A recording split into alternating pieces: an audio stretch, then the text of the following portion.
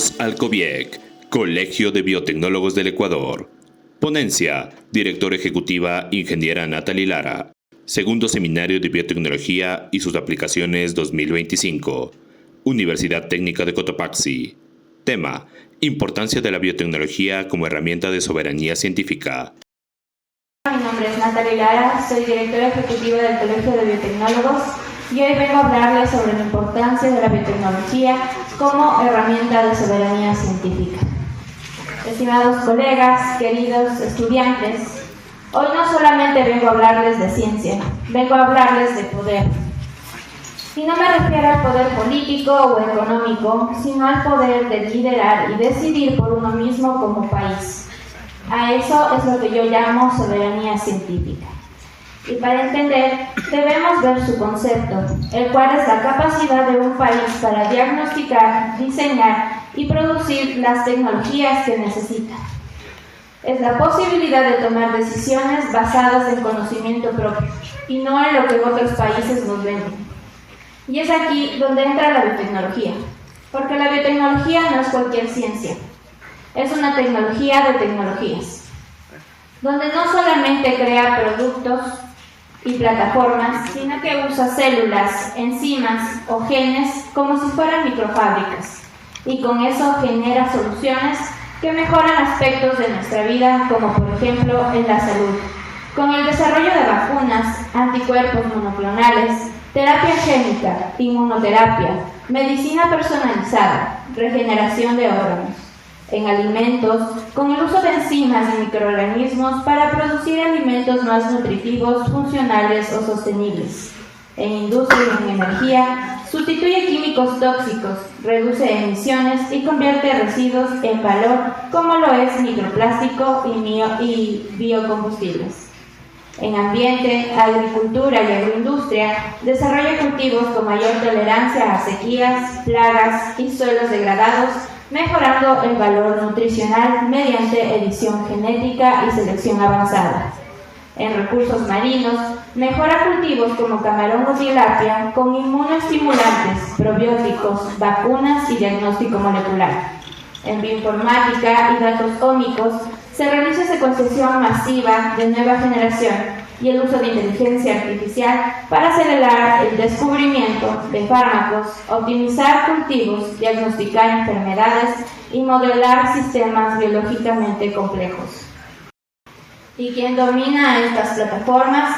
Domina los siguientes sectores estratégicos como salud pública, donde a través de la biotecnología dejaremos de importar tratamientos y empezaremos a generar nuestras propias soluciones. Países que dominan la biofarmacéutica, como lo hizo la India con la vacuna Covaxin, o como Cuba con el desarrollo de la vacuna Abdala y Soberana, Argentina desarrollando su propio kit qPCR contra COVID-19, o como Brasil liderando la producción de biosimilares de insulina. También como Perú y México, innovando en el avance farmacogenómico y de biobancos, han demostrado controlar mejor su salud poblacional, precios y capacidad de reacción. En seguridad alimentaria, donde a través de la biotecnología podemos producir más, mejor y con menos insumos. No depender de semillas o insumos extranjeros significa garantizar el alimento desde adentro, tal y como lo hizo Argentina con su maíz HB4, tolerante a sequía, o como el arroz editado con CRISPR en Filipinas, biofertilizantes y biocontroladores en Ecuador, Brasil y Colombia, o como México, editando variedades nativas con valor nutricional. En cuanto a mitigación ambiental, la biotecnología tiene el potencial de limpiar, restaurar y prevenir daños ecológicos. Una tecnología limpia, desarrollada localmente, controla daños ambientales y reduce la dependencia de tecnología extranjera, tal y como lo hizo Chile, con el uso de bacterias para tratar aguas residuales mineras y la generación de bioplásticos, así como también lo hace México en la recuperación de suelos contaminados. Y aquí viene un punto muy interesante, la industria de alto valor agregado, donde utilizando biotecnología podemos hacer que materias primas se conviertan en productos de exportación con marca y tecnología propia. Pasar de ser exportadores de banano o soya a ser exportadores de bioingredientes o biotextiles multiplica el valor. Y esto lo entendió India, China y Estados Unidos, haciendo uso de enzimas industriales para mejorar textiles, papel y cosméticos. Y este último que menciono, generar cosméticos biotecnológicos, es una de las tendencias en crecimiento y países como Chile y Corea del Sur lo han entendido y ahora generan ácido hialurónico a través de fermentación bacteriana de Streptococcus zoepidermicus, colágeno a través de levaduras y bacterias modificadas genéticamente para expresar genes humanos y probióticos a base de bacterias como Lactobacillus o Bifidobacterium que se pueden aplicar vivas o liofilizadas en cremas. En pocas palabras, la biotecnología significa autonomía real en múltiples niveles. Pero para entender por qué Ecuador necesita soberanía científica, primero debemos mirar el tablero mundial y su verdadera escala. Lo que están viendo en este momento no solamente es una gráfica, es un espejo del mundo que estamos construyendo o más bien del mundo que estamos quedando fuera. El gráfico, crecimiento mundial de la investigación y desarrollo en billones de dólares como porcentaje del Producto Interno Bruto Mundial, se puede visualizar dos líneas que nos cuentan la evolución global de la inversión en ciencia y tecnología. La línea azul representa el gasto total que el mundo ha destinado a investigación y desarrollo desde el año 2000 al 2023. Se mide en billones de dólares internacionales ajustados por poder de compra. La línea naranja representa qué porcentaje del Producto Interno Bruto del mundo ha decidido año tras año invertir en investigación y desarrollo. Es decir, que cuánta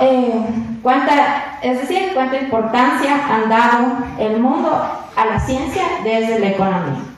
Por lo tanto, la gráfica nos indica que en el año 2000 el mundo invertía poco menos de $1 billón en investigación y desarrollo. Pero en 2023 esa cifra casi se triplicó, superando los $2.9 billones. Y eso no es casualidad.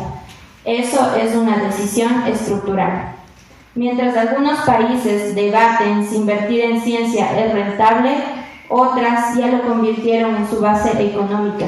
Además, el porcentaje de Producto Interno Bruto Global destinado a investigación y desarrollo subió del 1.2% en 2000 al 1.95% en 2023. Eso significa que cuando la economía mundial crece, la inversión en conocimiento crece aún más y mucho más rápido. Por lo tanto, quien invierte en conocimiento construye soberanía. Hoy por hoy la ciencia no es opcional, es una herramienta de supervivencia, desarrollo y poder.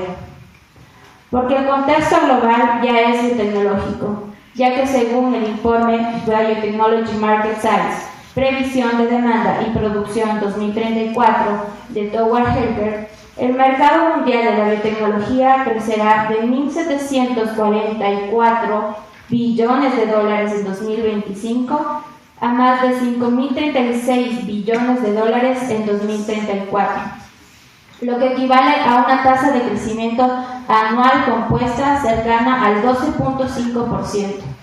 Por lo tanto, seguir dependiendo de soluciones importadas es tan riesgoso como seguir dependiendo de combustibles fósiles. Ahora bien, no sé si es que alguna vez se han preguntado por qué algunos países parecen tener las respuestas mucho más rápidos a los problemas globales. ¿Por qué tienen acceso inmediato a vacunas? ¿Cómo pueden desarrollar sus propias soluciones? ¿Cómo registran más patentes que otros? En la siguiente gráfica podremos entender la respuesta. Y esto representa cómo se distribuye el gasto mundial en investigación y desarrollo, lo que llamamos I+D. Pero para entender esta gráfica y por qué es tan importante, debemos entender los siguientes puntos. A nivel global, sabemos que la inversión en I+D aumentó de 1.2% a 1.93% del Producto Interno Bruto entre 2015 y 2021, lo cual fue un hito histórico con los picos más altos y se mantuvo elevado durante la pandemia. Pero el crecimiento no fue igual para todos. América Latina retrocedió. En nuestra región pasamos del 0.70% al 0.55% del Producto Interno Bruto. Es decir, invertimos menos justo cuando todos los países empezaron a invertir más. Y para tener una idea aún más clara, el promedio de inversión en investigación y desarrollo en países que forman parte de la Organización para la Cooperación y el Desarrollo Económico se ha mantenido alrededor del 2.7% del Producto Interno Bruto desde el 2020. Eso representa casi 5 veces más de lo que invierte América Latina hoy en día. Con esta información, ahora la gráfica cobra más sentido, porque según la UNESCO, en su informe presentado en 2024, con la última actualización de datos del 2022, muestra cómo aproximadamente el 75% de toda la inversión científica del planeta está concentrada solamente en 10 países. Mientras tanto, el resto del mundo, representado en la gráfica gris, apenas suman el 25%, y estoy hablando de 168 países. Dando como significado que los 10 países que lideran en ciencia son quienes deciden qué se investiga, cuándo y para quién. Y allí, regiones como la nuestra quedan atadas a decisiones ajenas, a tecnologías importadas, calendarios que no controlamos y a soluciones que no siempre responden a nuestras necesidades. Por eso, esta gráfica no solo representa diferencias porcentuales, muestra una diferencia de poder, autonomía y futuro, donde la biotecnología se volverá mucho más estratégica y nos podrá dar la solución o nos volveremos más dependientes de ella. Hasta aquí hemos hablado de cuánto invierte el mundo en investigación y desarrollo y cómo nuestra inversión está concentrada en apenas 10 países. Pero ahora quiero llevar esta discusión a un nivel más concreto: la brecha de investigación y desarrollo en Ecuador, donde abordaré 4 sectores: salud, agricultura, pecuaria e industria. En el primer bloque de salud se identifica una dependencia tecnológica de insumos médicos críticos, y la siguiente tabla que presento resume un ejemplo muy concreto y preocupante de lo que significa no invertir lo suficiente en investigación y desarrollo en nuestro país. En la tabla podemos ver el desglose de 28 embarcaciones de kits de diagnóstico de Ecuador que tuvo que importar en un solo mes, agosto de 2024, porque no podemos producir localmente. Lo he clasificado en 4 grupos para que sea más fácil entenderlo.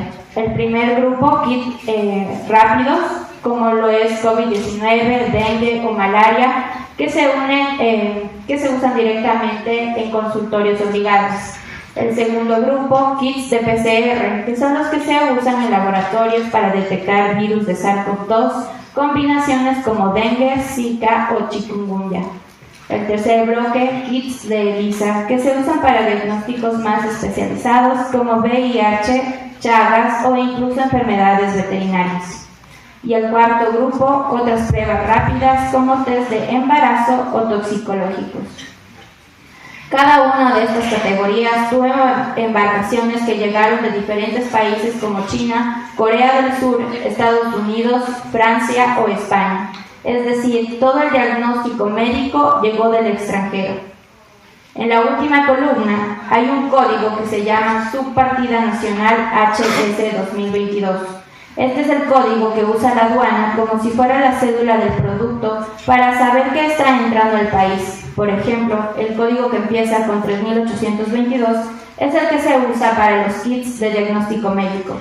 Así, cuando alguien importa pruebas de VIH o de dengue, se declara bajo este código. Pero bien, ¿por qué es tan grave?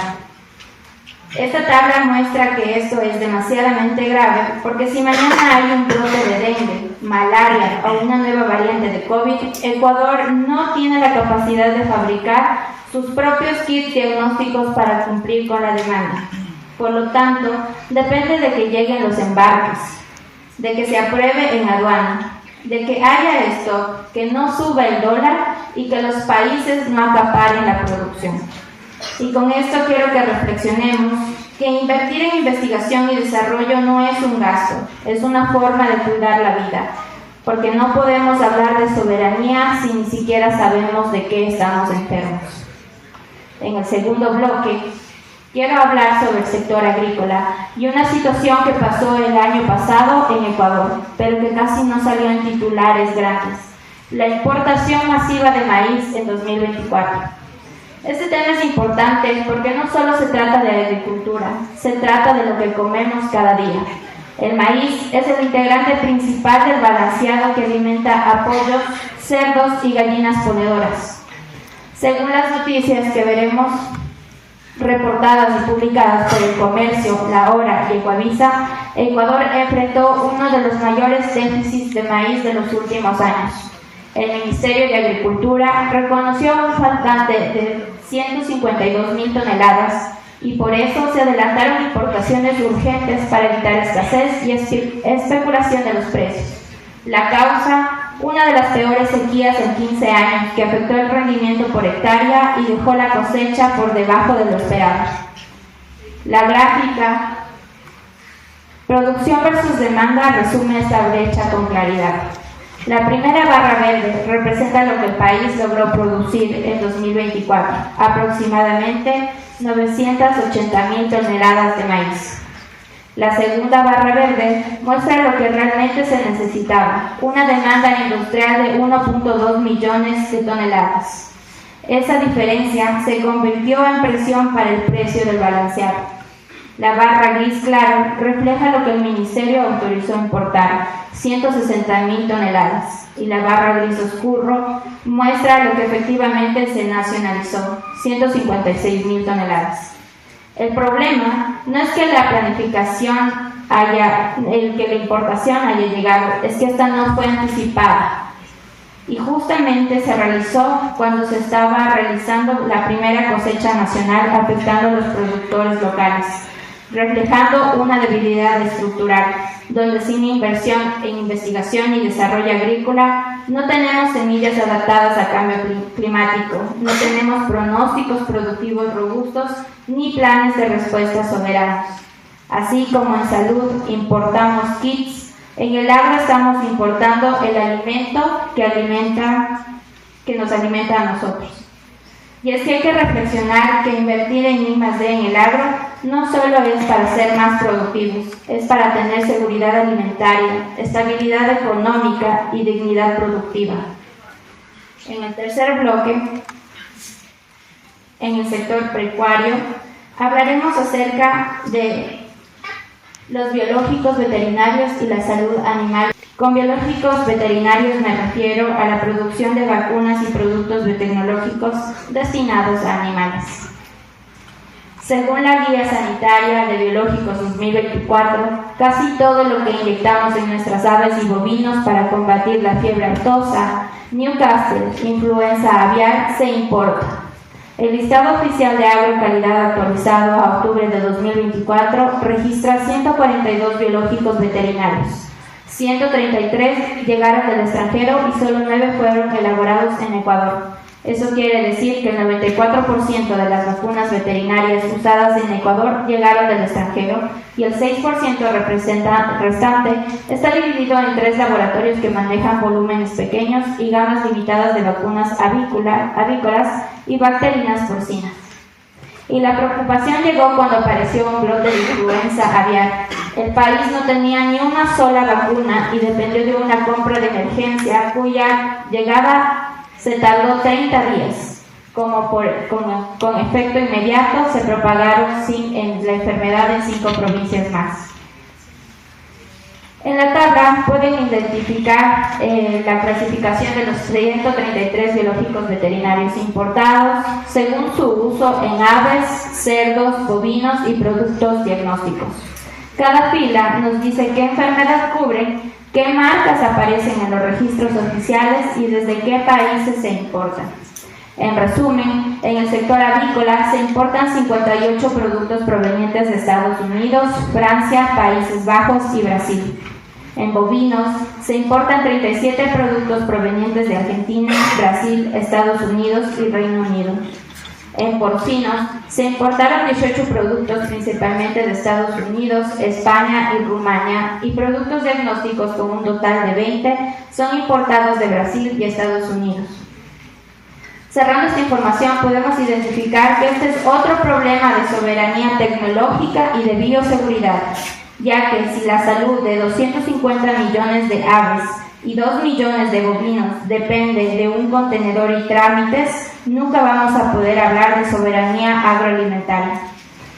Debemos asegurarnos que la próxima vacuna esté a 10 kilómetros y no a 10.000. En el cuarto bloque, les comentaré acerca sobre la fuga de divisas y barrera industrial. Para ello, veremos la primera gráfica, embarques de reactivos por país.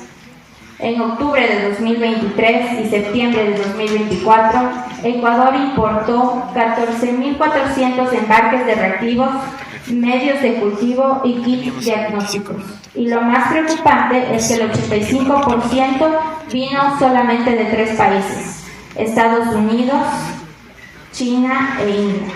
Eso significa que semana a semana el país depende del extranjero, incluso para las pruebas más básicas, en laboratorios clínicos, veterinarios y académicos. No producimos los tubos, no formulamos reactivos y no ensamblamos kits.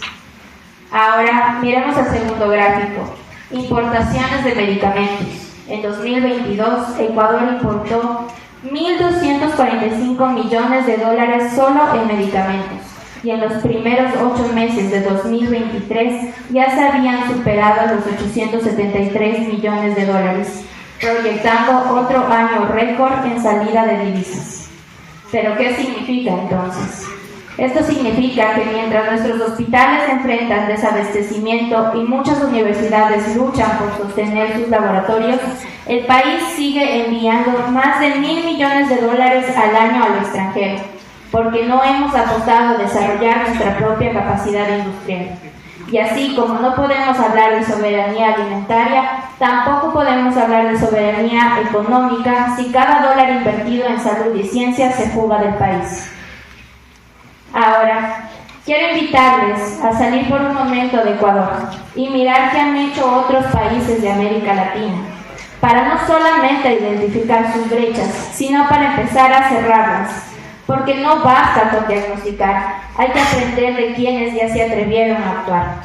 Desde 2004, Brasil transformó su enfoque agrobiotecnológico con el Programa Nacional de Ciencia, Tecnología e Innovación Agropecuaria, integrando fondos públicos a largo plazo con investigación aplicada a agricultura familiar, semillas adaptadas al trópico y biotecnología. Como resultado, Brasil pasó de ser uno de los países dependientes en semillas mejoradas a convertirse en exportador neto de tecnologías transgénicas y de bioinsumos con denominación de origen propia.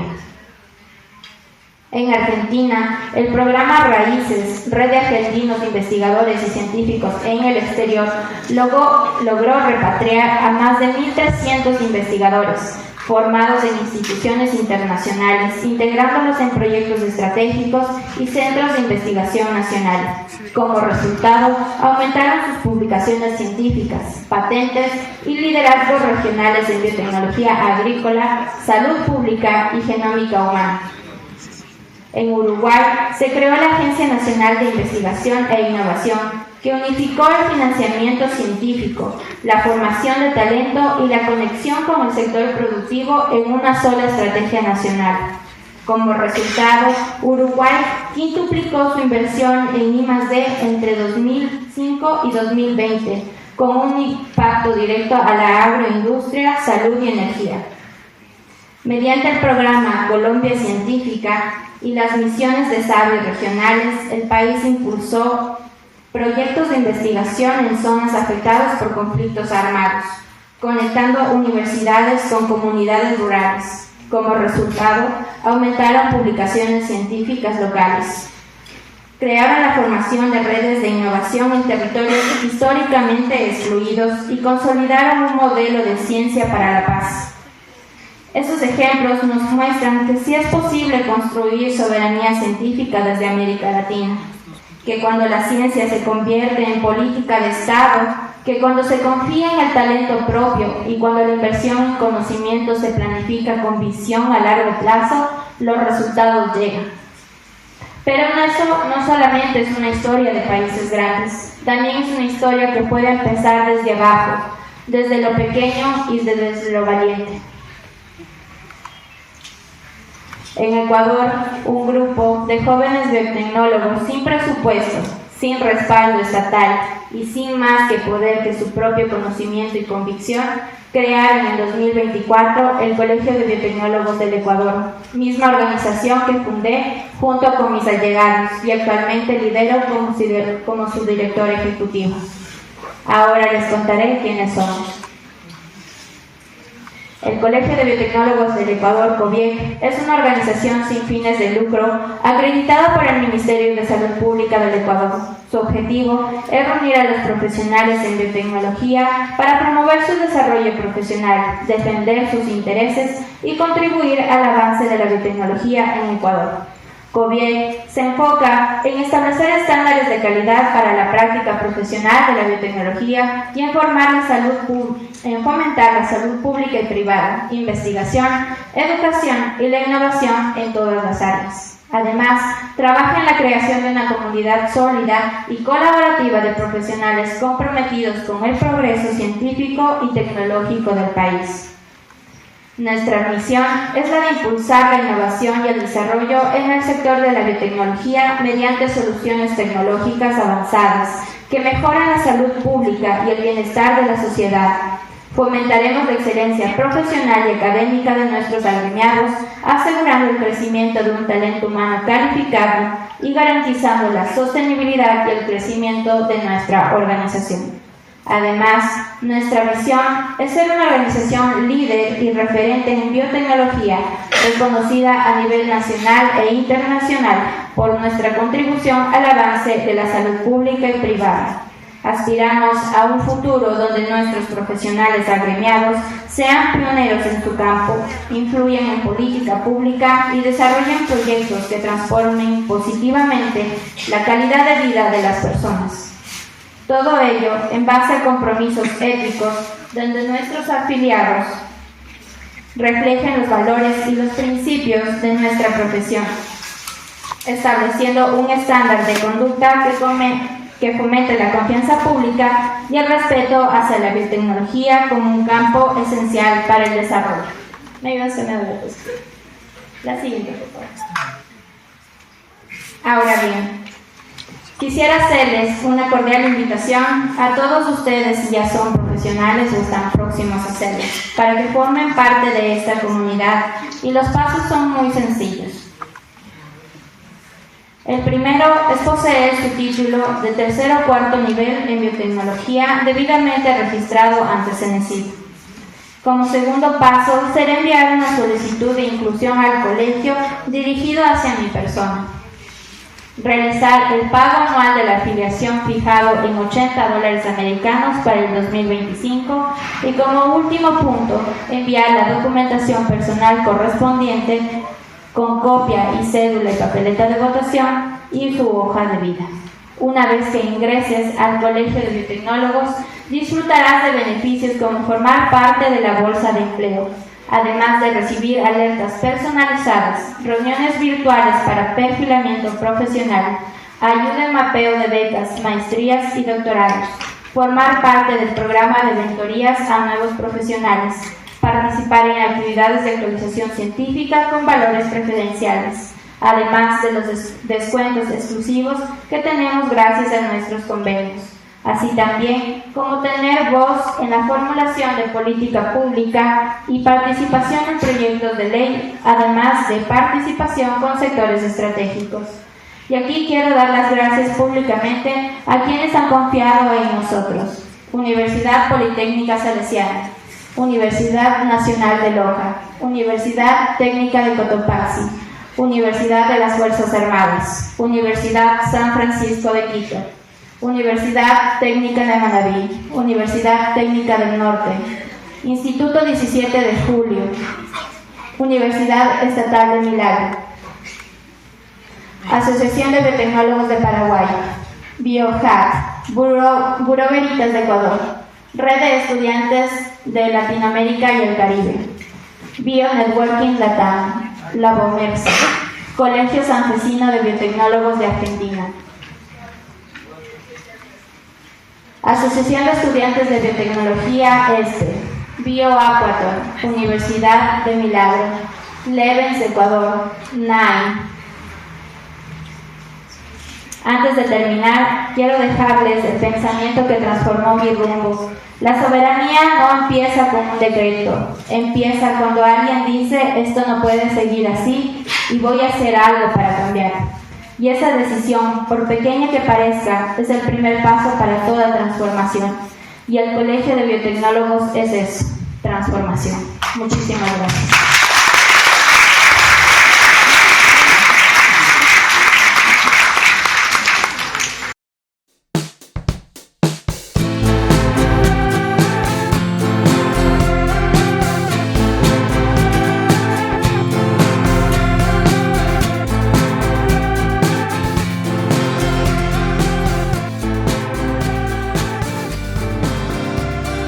Colegio de Biotecnólogos del Ecuador, construyendo nuestro futuro.